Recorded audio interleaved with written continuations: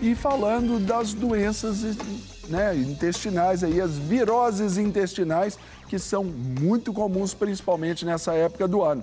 Então, para a gente saber como lidar com este probleminha, é que nós vamos conversar agora com a nossa convidada médica gastroenterologista, doutora Priscila Reis. Doutora, muito bom dia. Bom dia. Tudo bem com a senhora? Tudo certinho? Tudo certinho, Serginho. Que bom poder aqui nessa manhã levar esse conhecimento para o pessoal de casa, porque, afinal de contas, chega essa época do ano e aí os meninos começam a ficar doentes, principalmente, aí vai para o médico, isso é virose. Aí o outro tem um sintoma um pouquinho diferente. Aí o que seu menino tem? Virose. Aí virose. Por que tudo é virose, gente? Bom dia a todos. Na verdade, a gente está no período das viroses mesmo, né? Então, assim, as doenças virais, em geral, são doenças que causam sintomas, né? Como mal-estar, uma febre baixa, uma perda leve de apetite. Geralmente são sintomas leves, sintomas que a gente chama de inespecíficos, ou seja, não me chamam atenção para nenhuma doença específica para eu falar que isso é uma pneumonia, que isso era uma diarreia bacteriana. E as viroses, em geral, a gente não tem um tratamento específico, né? Normalmente a gente não prescreve um antiviral. O que a gente prescreve para o tratamento das viroses são medicações que vão aliviar os sintomas e ajudar o organismo a combater essa virose, né? O próprio sistema imunológico a combater essa virose. Então, na verdade, quando a gente vê que o paciente tem alguns sintomas leves, que estão mais arrastados e que eu não acho um sinal específico de alguma doença, provavelmente é um quadro que está sendo causado por um vírus. Qual vírus? Aí são outros 500. Na verdade, qual vírus, na maioria das vezes, não faz diferença, porque o tratamento não vai mudar. Então, e vai caminhar tudo da mesma forma. Vai caminhar da mesma forma. Agora, doutora Priscila, dentro desse quadro aí, quais são, para esse tempo, os principais tipos, né? Ou quais são as principais viroses que a gente encontra por aí? Bom, nesse período, né, a gente está aí com um tempo mais frio, mais seco, né? E a primavera é um período em que a gente tem muito pólen, muito alergeno, então a gente tem um aumento na incidência das viroses respiratórias e a gente tem também um aumento na incidência, né, nas viroses gastrointestinais, né? Por outros motivos. Então, os vírus gastrointestinais mais frequentes, né, a gente tem o rotavírus, especialmente na população pediátrica, e o norovírus na população adulta, mais né? Adulta, né? Isso, que vai causar aí quadro de diarreia, né? Uma diarreia normalmente leve, aquosa, que você não encontra nenhum elemento anormal, que a gente fala, né? Então, é uma diarreia que você não vai ter sangue, não vai ter pus, não vai ter muco, né, catarro, nada que me faça pensar em algum quadro bacteriano de gravidade.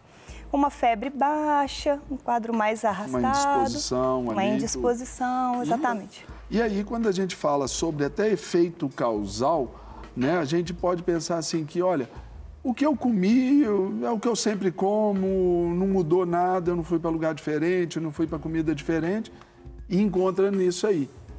É o que é há de mais comum nisso, né? Sim, exatamente. Quando eu penso em diarreia relacionada a alguma coisa que eu comi, né, algum alimento, uma infecção por algum alimento contaminado, eu vou pensar numa diarreia bacteriana. Aí sim o quadro tende a ser mais grave, né? Eu tenho uma diarreia mais intensa, com vômitos mais intensos, às vezes febre alta, é um paciente que desidrata mais rapidamente e eu consigo fazer um nexo causal, né? Então eu consigo relacionar um alimento que eu comi com o quadro. E geralmente o que é interessante é que a gente vê que se uma pessoa só comeu aquele alimento, né? Só uma pessoa que passa mal, né, se tem 5 pessoas na família, 2 só comeram, aquelas 2 passam mal, a gente consegue correlacionar. A diarreia viral, né, por outro lado, uma pessoa da família começa a passar mal, aí a gente vê que ela melhora, daqui uns dias outra pessoa está passando mal, daqui uns dias outra pessoa está passando mal, porque a disseminação ela é muito fácil, né? Acontece de maneira muito ampla. Então, você vê que várias pessoas vão passando mal. O paciente chega para você e fala assim, pois é, realmente, minha avó semana passada estava com diarreia, agora eu também estou com diarreia. Normalmente a história é assim. E aí a gente toma e a gente precisa de pensar sobre alguns cuidados. Mas antes dos cuidados, eu ainda quero falar um pouquinho sobre essa questão desse diagnóstico aí. Qual é essa forma de buscar isso? Por exemplo, num PA ali, numa UPA, numa unidade básica de saúde ali, no posto, ali o médico, ele já tem essa condição de chegar e já detectar isso, já prescrever e aí falar sobre o tratamento, que aí para todas elas mais ou menos o mesmo, né? Sim, nesse atendimento, né, de urgência, emergência, UPA, o médico já tem condição sim, porque a gente vai se guiar justamente pelos sintomas, né, por esse quadro clínico. Então, normalmente é uma diarreia de início agudo, né, curto, ali que começou há 2, 3 dias, é uma diarreia que embora ela aconteça, ela não tira o paciente das atividades diárias, né? Então, assim, eu tô com diarreia, mas eu consigo levantar, eu consigo comer, eu consigo botar roupa para lavar, eu consigo fazer trabalhar de alguma forma, ela não te compromete tanto. Quando tem uma febre, geralmente uma febre baixa, né, uma náusea, às vezes a pessoa vomita 1, 2 vezes e o vômito passa sozinho. Então, esse quadro, ele me chama mais atenção para uma causa viral. Em questão sintomática, alguma coisa assim em relação à pele ou não, necessariamente? Não, a pele não. Não, aí não tem nada a ver? Nada a ver. Ótimo. Então, doutora, para a gente poder mostrar para o pessoal de casa aí, só sobre o tratamento. Sim, sobre o tratamento. Então, o que é mais importante nesse momento é a gente conseguir controlar o sintoma, né? Então, a pessoa que está muito nauseada, é importante a gente dar um remédio para melhorar a náusea, porque o pilar do tratamento é a hidratação, né? Normalmente, as complicações advindas das diarreias virais ocorrem por desidratação, então por perda de líquido, de sódio, potássio, né? Alguns minerais, tanto pelo vômito, mas principalmente pela diarreia. Então, é muito importante a gente conseguir hidratar. Esse é o principal objetivo. Esse é o tratamento básico aí para todo mundo. Bom, em casa, 5 pessoas, como a senhora deu exemplo, então aí uma apresentou esse quadro, passou um tempo outro. Tem que separar os objetos dessa turma aí dentro de casa, assim, já observando ser uma virose? Sim, as viroses, elas são altamente contagiosas, né? Ou seja, pega fácil, passa fácil de uma pessoa para outra.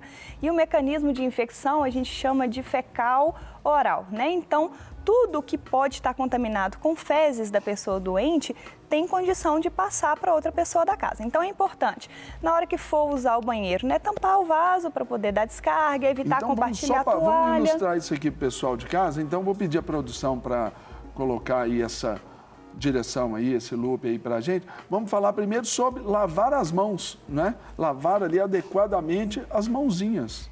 Esse é o principal ponto, né? O ponto mais importante. Aí né? É para tudo, né, doutora? Aí é para tudo, exatamente. Então, o paciente, quando ele vai se higienizar, né, a mão acaba contaminando. Então, a lavagem adequada de mãos é a principal medida. Lavar com água e sabão, né? Não serve só aquela passadinha de água na mão, né? Tem que lavar com água e sabão. Se possível, um álcool gel, né? Durante esse período é interessante para aquela pessoa que está com a diarreia para não contaminar objetos em casa. Agora, no dia a dia, falando sobre lavar as mãos, a gente vê, por exemplo, assim, em restaurantes, eles colocam ali aquele recipiente ali com álcool gel e tudo. A pessoa vem com a mão do mesmo jeito, não lavou e já vai para o álcool gel. Isso tem algum efeito ali de limpeza ali ou não necessariamente? Tem que lavar primeiro ali? Porque eu já ouvi que tem que lavar ali, não adianta muito só passar o álcool gel, não. Se você está com as mãos aparentemente limpas, o álcool gel ele ajuda a reduzir muito a população de germes, né, bactérias, vírus que estão na mão. Se você tem sujidade presente na mão, né, então assim, aquela pessoa que está andando de metrô, está andando de ônibus, pegou, né, e viu que a mão sujou, mexeu com dinheiro, aí realmente a lavagem de mão, o álcool somente não substitui.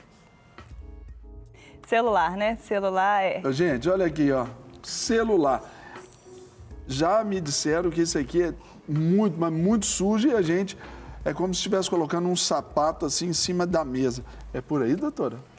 O celular é um objeto altamente contaminado, né? O celular ele vai para o sofá, ele vai para a mesa, ele cai no chão, a gente mexe no cabelo, pega no celular, a gente pega no ônibus, pega no celular, a gente cai no chão, a gente pega.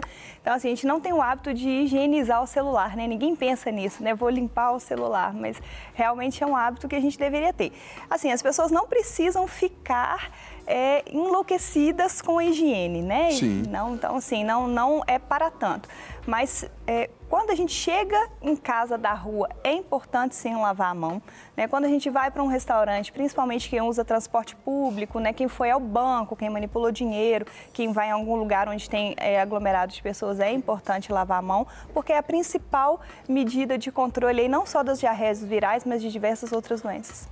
Ótimo. Então, o segundo ponto, como a doutora aqui já havia falado para a gente, indo ao banheiro, vai dar descarga, e tem que dar, abaixar a tampa do vaso ali para que, né, naquele movimento ali, os vírus não sejam jogados todos para o ar, né? Não dissemine, exatamente. Isso.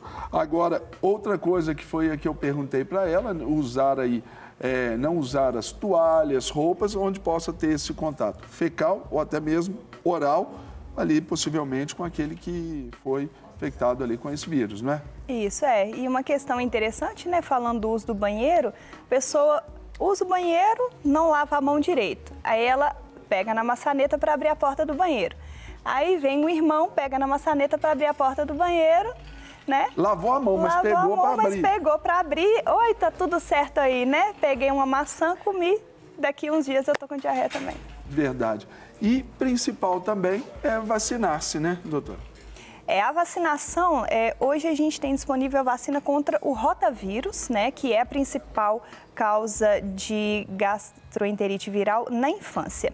Né? O rotavírus, ele é uma grande causa de diarreia no mundo todo e uma grande causa de morte em crianças pequenas, especialmente abaixo dos 5 anos, né, em locais mais pobres, em locais onde a gente tem um saneamento básico mais deficiente. Então, até 2006, quando a gente não tinha vacina, o rotavírus era responsável por cerca de 500 mil mortes de crianças por ano no mundo. Então, assim, é bastante expressivo. De 2006 para cá, a gente já tem a vacina disponível, ela está disponível, né, pelo SUS. As crianças devem receber a vacina aos 2 e aos 4 meses de idade, né? Até os 2 meses, a criança que amamenta, ela recebe anticorpos da mãe, né, pelo leite materno. E a vacina, ela não é ainda 100% efetiva, mas ela tem uma efetividade muito boa, gira em torno aí de 80%. Então a gente consegue reduzir bastante os níveis de gastroenterite na infância, que é o período mais crítico, né? Que é quando a criança desidrata mais, rapidamente ela desidrata, rapidamente ela fica grave. Então a criança pequena é o nosso principal foco aí. Não quer ficar um segundo por fora da nossa programação? Agora você pode nos acompanhar através das plataformas digitais. Não perca tempo, acesse, curta e siga-nos. Fique por dentro de tudo o que acontece por aqui. Rede Super, inspirando você.